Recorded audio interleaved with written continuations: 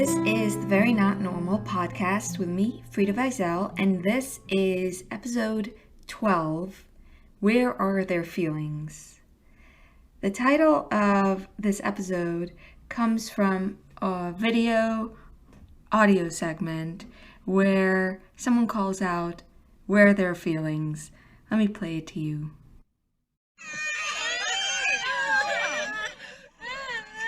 Where are their feelings?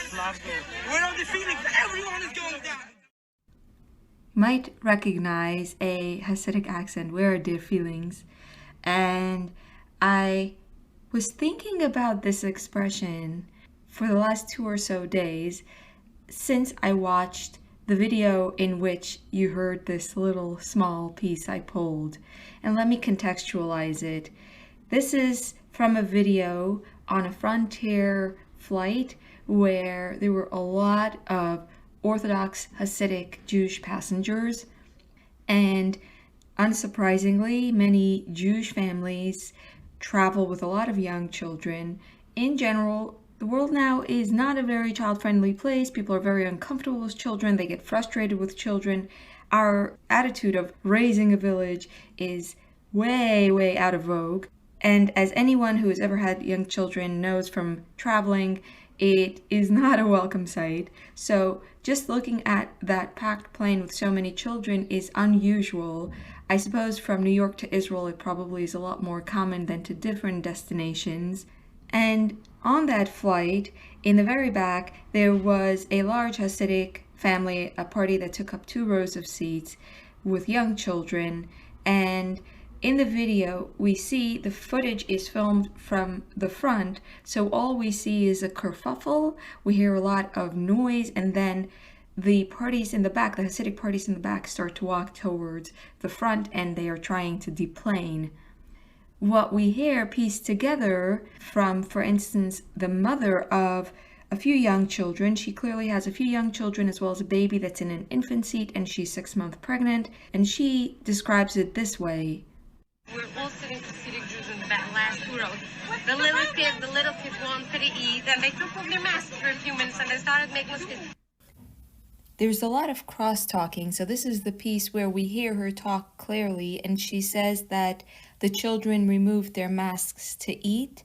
But in another instance, we hear her say that from the very beginning, the flight attendants were complaining even when they were wearing masks, and apparently they had a baby, and that was a problem for the flight attendant, the 18-month-old baby, that the baby wasn't wearing masks, and they were asked to leave.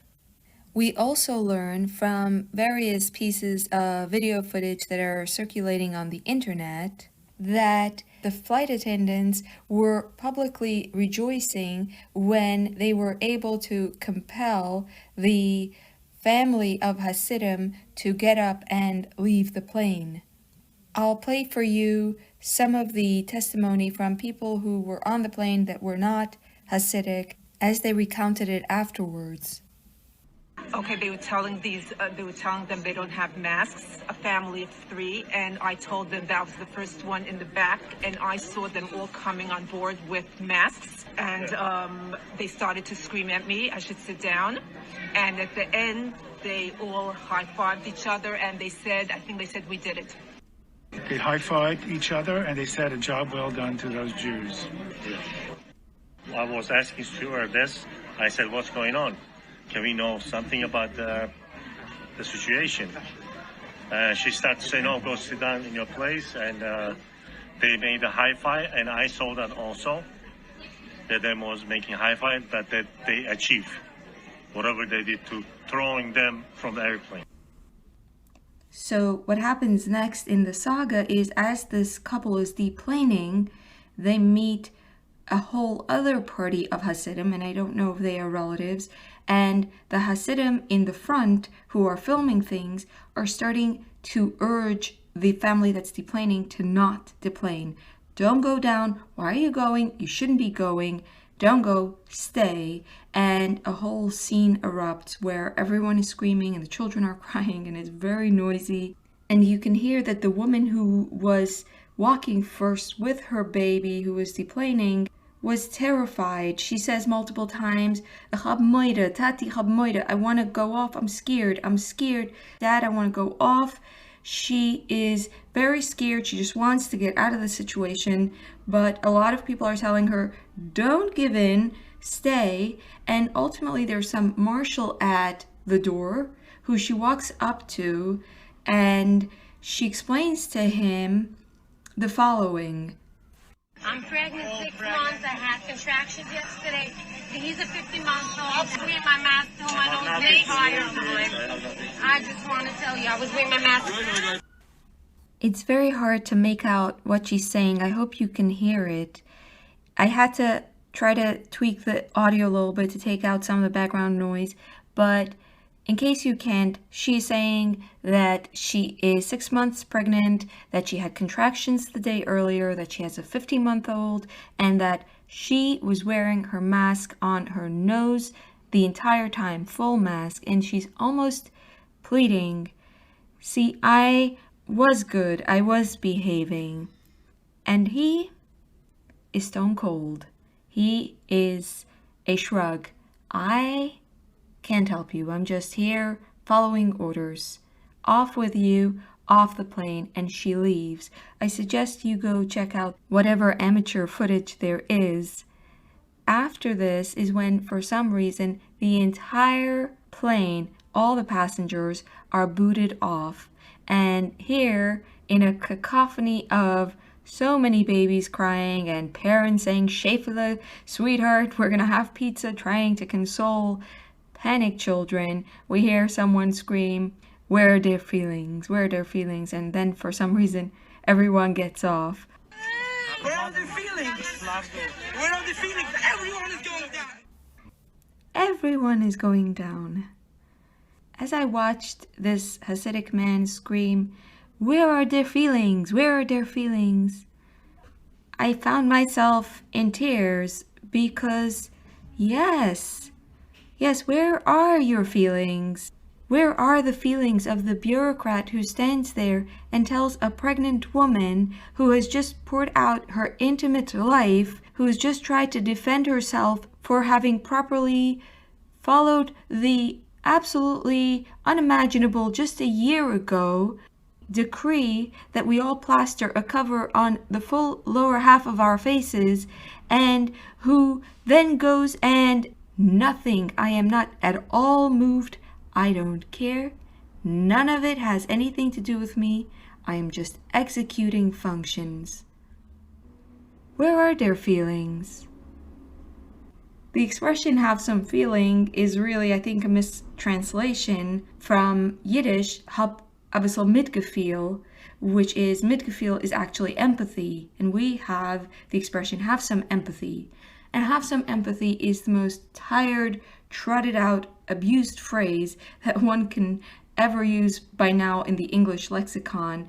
Anyone who wants to advance their agenda, including very abusive, tyrannical little Nazis, now just use the expression, throw around a demand for empathy.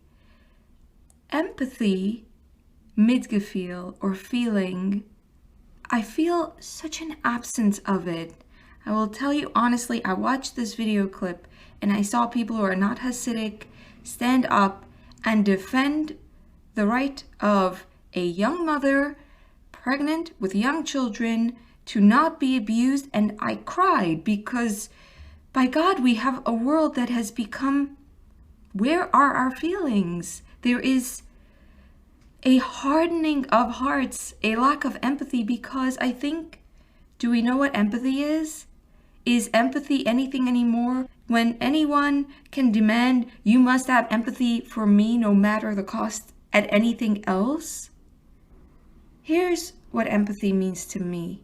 I have been thinking about empathy a lot in my life because I have been called selfish very often. When I left the community, I understood very clearly that I was hurting my parents, that I was hurting people around me, my siblings' ability to have a respectable match, and I felt it.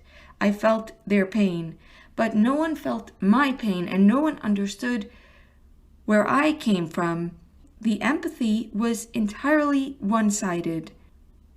This, I now discovered, can be clinically termed asymmetries intolerance, and I take this from a 2020 paper which is titled Moralization of COVID-19 Health Response, Asymmetry Intolerance for Human Cost. And the paper is studying how, because we have attached a moral value to the entire debacle, there is a lack of balance, an asymmetry between what we consider acceptable harms and what we consider unacceptable harms.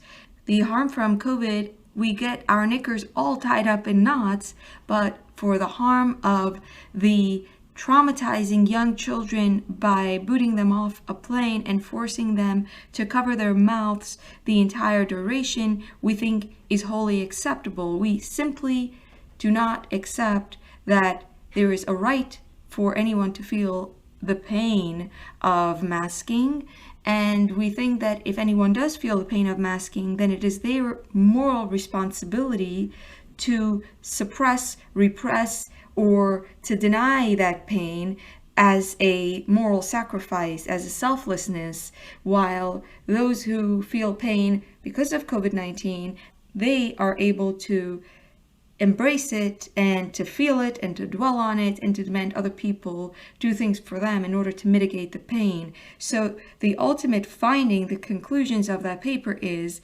results suggest efforts to reduce or eliminate C-19 have become moralized, generating asymmetries in evaluations of human suffering. This asymmetry of tolerance, or what I would call asymmetry of empathy, or where did feeling, have some feeling. This is something I have been thinking about a lot in trying to understand who is selfish and who is not selfish. When can you think about yourself and when can you not? Because what I have found in trying not to be selfish, oftentimes if you try very hard to listen to people who say, you are so unempathetic, you are not thinking about me, you find yourself extending yourself past a place that is healthy, and then you're just burning yourself to keep the other person warm. And this expression, burning yourself to keep another person warm, captures a very important problem with empathy. If you destroy yourself too much in the process of empathy, then you'll be dry coal at the end. There will be nothing that can be any use to yourself or other. Empathy is, by definition, in order for it to be a healthy situation, it must be two-way street. It must be extended from both sides. If someone takes, if there's asymmetry, then the entire premise of empathy is destroyed. Within my own journey out of the community, the way I came to see it, it was, if I am going to keep making decisions for the sake of avoiding seeing the pain in my mother's eyes, and in the process my lies get bigger and my fights with my husband get more insane. It's years and years and years ago, but I feel this gripping dilemma to this day, because it was so hard to accept that so long as the empathy isn't two-sided, I will simply destroy myself. And that's not good at all, and that's not healthy. For years since I have left, I've been critical of individualism in the secular world. And I've been saying, we're doing everything to the other extreme, we're not investing in others at all, we're fairly territorial, it's my property and it's me and I don't care about anyone else. And then poof, suddenly empathy was in vogue. Suddenly we needed to have empathy for everyone who had declared a need for empathy, who oftentimes don't reciprocate. I demand that you make room for me, that you don't say anything that will feel to me a slight, that will make me feel uncomfortable. Therefore, you bend over backwards, use the proper language, don't say anything that, God forbid, will hurt me, and I don't do anything for you because you have privilege or something. When I started to see this dynamic, I asked myself this very question. Is the empathy two-sided? Are the people who are demanding empathy understanding, validating, and feeling what others are feeling? I think most of the time we see no. We see that they don't. They will say, I have empathy. But what does that even mean? What does it mean to have empathy? Do you have some kind of jar where you stuff empathy? Empathy is not something you have. Empathy is a kind of knowledge. It's an emotional knowledge. It is the cumulative understanding of another person's experience up to a point that you can feel their emotions. So let me give you an example. Let's say you hear a story of a person who is a cancer survivor, and let's make it even more empathetically accessible. There's a young child, a gorgeous, big-eyed, innocent and quick-witted, but also very, very sick young child who's going through treatment, and they are in the hospital, and a person with a cough comes to visit them, knowing they have a cough, knowing that they are probably sick and will potentially risk the child's life. You hear this story, you have been emotionally drawn into the child's perspective. You have heard nothing about the person with a cough, and the only thing you can now feel that you can relate to, that you have been educated in, is the experience of the child. And you begin to bring your own experiences to contextualize the child's world. So now you're thinking of your own children, you're thinking of your own childhood, you're thinking of your own work with children, you're feeling the children, you're relating to the child, and you feel animosity towards the person who comes to visit them. In other words, you're feeling empathy, and the empathy is built on you understanding enough about the patient's experience that you can then imagine their feelings and ride along with it.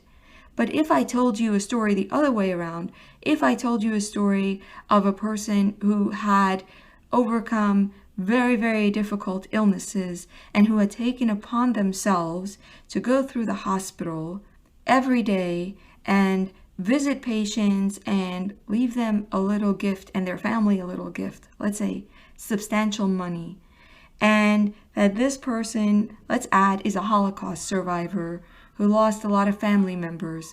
And let's say I don't tell you anything about little girls. I only tell you that he visits family members and that today he has a bit of a cough.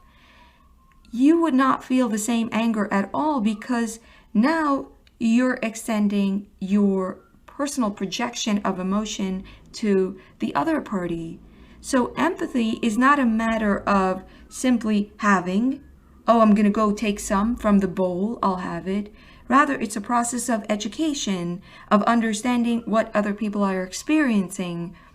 And the reason Hasidim have no empathy for someone who leaves the community, and the reason that outsiders have no empathy for someone whose parents are in the community and experience the shanda, the shame of their child leaving, is for the same reason. They have only been able to understand and sympathize with the experience of the party that they hear their story. In the Hasidic community, you're really exposed to that really vivid story of the mother, the father, who hear that their child isn't coming home. And a part of it is the childhood. When we are kids, we watch our parents worry, and we understand what their experience will be like if we leave.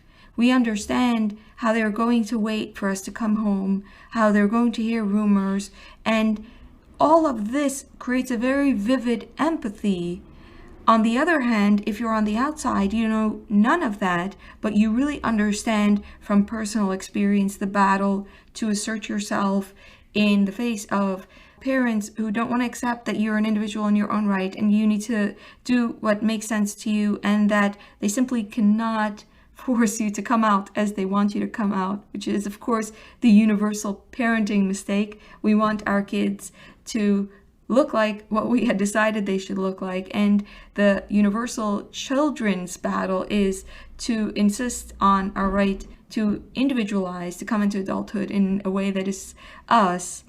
So this universal struggle is easily how people are able to access in themselves an experience of the dynamic that is the battle to assert yourself out of the Hasidic community, and the pain that you experience when your parents are disappointed in you and they think that your value is nil, and all of that is very accessible to outsiders. They can really feel it. They can cry when you tell your story, whereas when you tell this kind of story to Hasidim, just the process of telling makes you feel ashamed, because you can see them, hear all the voices of community members, and you can hear them slap away your words, dismiss it out of hand by running the monologue of the yentas, the public, saying,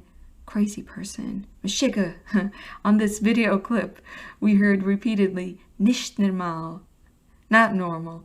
I love not normal because it's such a powerful expression of social condemnation that I had to subvert it. And I also had to repeatedly listen to these women say, nicht normal, nicht normal.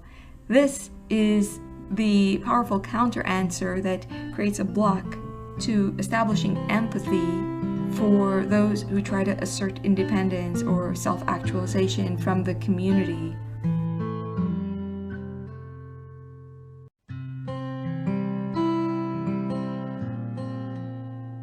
So, empathy, see, we say have some empathy, and I think we mean absolutely nothing by it. We say you're so selfish, and we mean nothing by it. In the beginning of the pandemic, people said, I feel so bad that I want to go to school, that I want to go to work. I feel so bad that I am so selfish. And I thought to myself, honey, you're a novice. If you still think that you're actually selfish, then, oh boy, I am going to be the old bubby with experience in this situation, because I didn't for a second think that this was a story of selfishness, because I was so cognizant of how asymmetrical the tolerance was. And so, this is really what drove me to not wear a mask. I have not been wearing a mask, almost never wear masks. And people have been asking me, I think in good faith, they really try to understand, why don't you wear a mask? Why do you make it hard for yourself? Why don't you comply? And frustratingly, I don't even get support from the Hasidic community, because they think that you should be wearing a mask. They say we should in theory be wearing masks. It's just weird and awkward and it looks strange, so no one wants to wear it, but really we should. There is no concerted fight. I could say, luckily, now there is a growing fight, but in the beginning I felt like this is not about medicine. This is not about selflessness. This is a problem of asymmetry of empathy, and I will not participate. I will not participate in the complete disregard for the emotional well-being and the emotional concerns and the psychological concerns of those who have problems with masking, especially children. Especially children. What's the big deal with just a mask, just a piece of cloth on your face? The big deal is that I don't want to wear it on my face.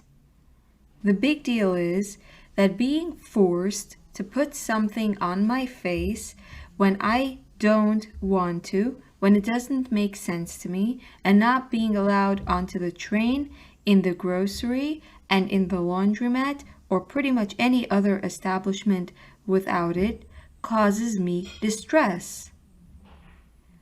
Now, why can I say I experience distress and meet absolutely zero empathy?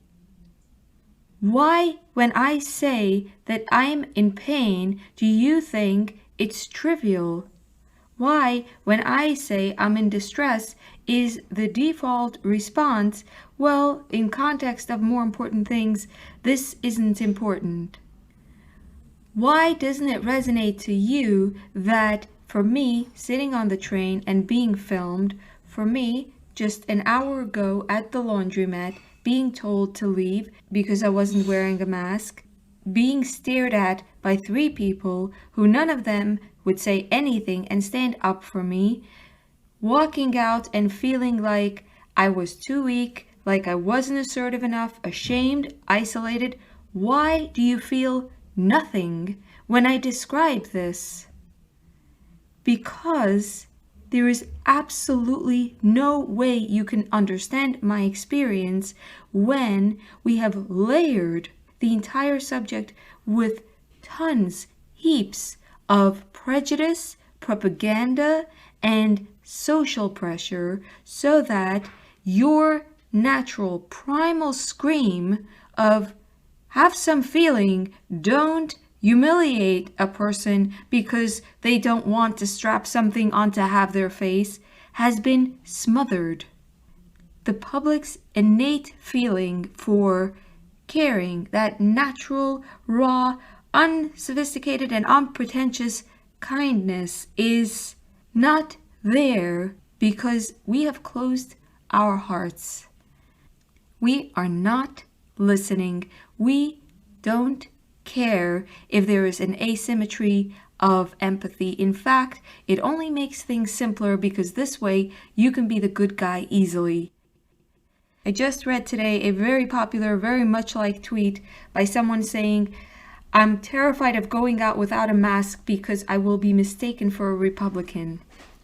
In other words, this person is thinking they are funny maybe and thinking that they are somehow self-aware, but really and plainly they are doing the entire mask charade for appearances, and appearances matter to them.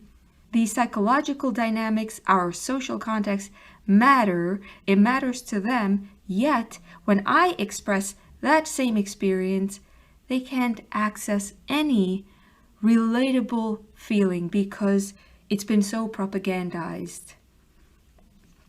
And this was exactly the experience in the Hasidic community, why people could be so cold-hearted when it came to issues that had been steeped and mired in sophistry and taboo, that they were no longer allowing themselves to feel, to just look at a situation and say, wait a minute, how can you stand there like a klutz while someone is being humiliated because they didn't want to put something on their face? Which part of that is humane?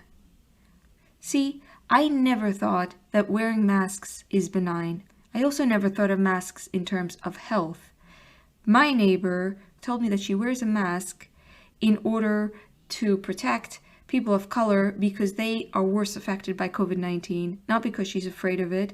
In other words, she felt like she was somehow committing some kind of racial crime by not wearing a mask. So even though she didn't believe in the science of it, she was doing it for the moral idea in her own head, and by now she's wearing 2 masks. And I don't judge people. I understand how deep and how heavy and how weighty the indoctrination is and how hard it is to pull yourself out when you're in the in-group. I'm in the out, and it makes it so much easier to be a pariah once you've completely disattached yourself from the system.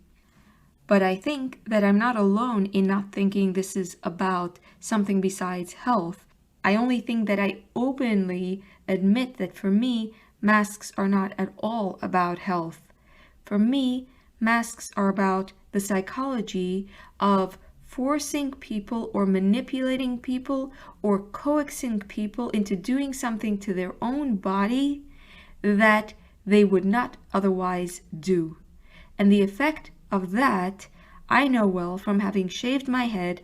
I know well from having worn a girdle and tights and a turtleneck and a sweater and all of that layers of whatever it was, the scarf and the bird's nest of a shaitel of a wig. From all of that, I know that there's something deeply affecting about doing something to yourself against your will. As long as I believed in the system or I didn't think about it, I had no problem shaving my head. But when I lost faith, I will tell you the process of shaving my head, it shocked me how completely, terribly soul-crushing it was to do something to myself that I felt humiliated me.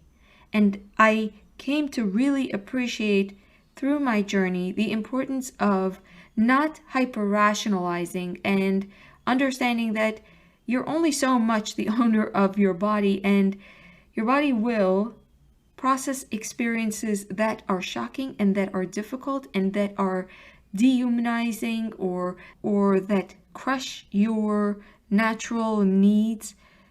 Your body will process it in the way it processes trauma. And trauma we use now as a term for anything unpleasant, but really the term in which I'm thinking of it is an experience that you're not able to process fully. Usually it happens in childhood. You're not able to really understand what's going on and deal with it. So it often stays with us. It changes us. We think, I picked myself up and I was strong, and yet the body remembers. The body remembers. It's a fascinating thing. You think, I am so much stronger and I am no wussy. I don't play baby and I get over things. And then there are physical ramifications, and then it changes you, and then it can harm our ability to connect. It can harm our ability to form relationships. It can impede our ability to develop fully. Of course, life is full of trauma. Everything is trauma, and we can't run around protecting ourselves, but rather taking bruises is how we live. But there are things that are invisible and that might seem minor to us that can end up being hugely traumatic. The book, The Body Keeps the Score, is vital reading on the psychology of trauma, how our bodies remember, how things stay with us and change us. So when we collectively decided to all turn and say, whoever expresses a certain pain is worthy of scorn instead and should be called selfish, for me, it's been hard to believe that this is the reality. Didn't we come so far in psychology to understand that we don't just say, pick yourself up, you biatch, and get over it, that we don't tell other people what they can feel, that we don't say, your pain that you've just described is worthless. What kind of empathy is this empathy we supposedly all have, that everyone has in their fakakta jar, that is an empathy of mocking people who don't want to do something to their own body? This is so disturbing, because when you start to harden your heart, when you intellectualize what should be plain, your body, your babies should not be forced to suddenly start to wear something on their nose and mouth all the time. When we tie ourselves into a hyper-reasoned place, we can no longer access the raw feeling. And from that can come great injustices. Because what's to stop us? What's to stop us from mask to something more if we stopped feeling when something is wrong. When you have an asymmetry of empathy, when you have an asymmetry of tolerance, you are inviting the petty tyrants of society like moths to a fire. They love it. They show up and they are there to say, you need to wear a mask. Ma'am, please leave. You're endangering all of us. I don't believe that the petty tyrants that kick me out of places are doing it for health, although I am sure they believe that they do. I know that they would, if they were in the Hasidic community, be forcing people to wear 2 layers of stockings or something. It's a rush of power for them, and they pick on the vulnerable. They pick on the woman with many children who is anxious to get home and anxious to avoid confrontation and who has no fight in her and who feels a little out of place with all of her crying children, and they pick on her, a group of flight attendants enjoying the sanctimonious rush of being able to pick on what? Low-hanging fruit. Her are you going to pick on?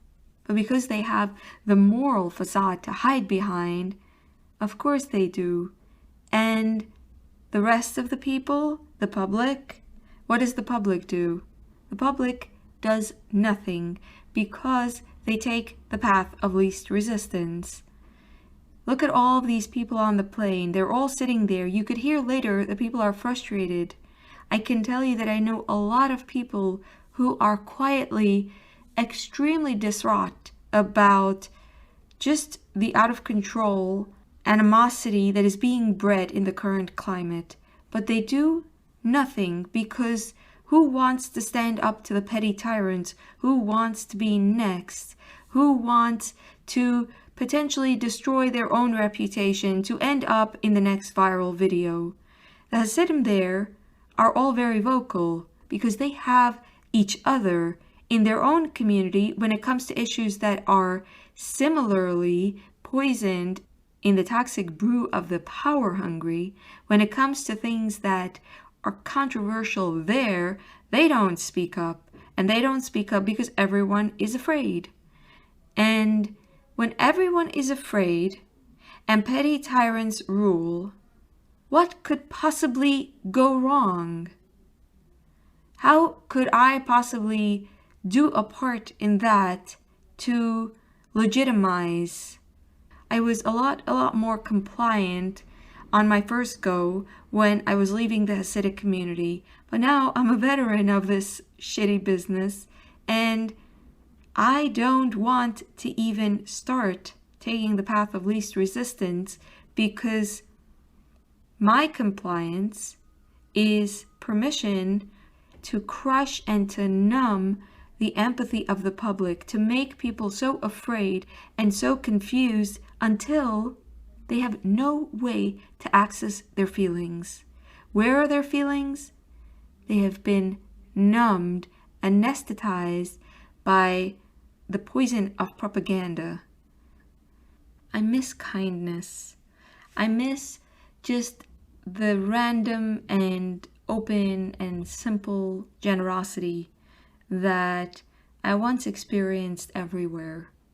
I feel something wrong with a world with masked, anxious, jumpy people who are so afraid of mask holes. Does this sound like a stupid thing? Does this sound like a selfish thing to want? I want it.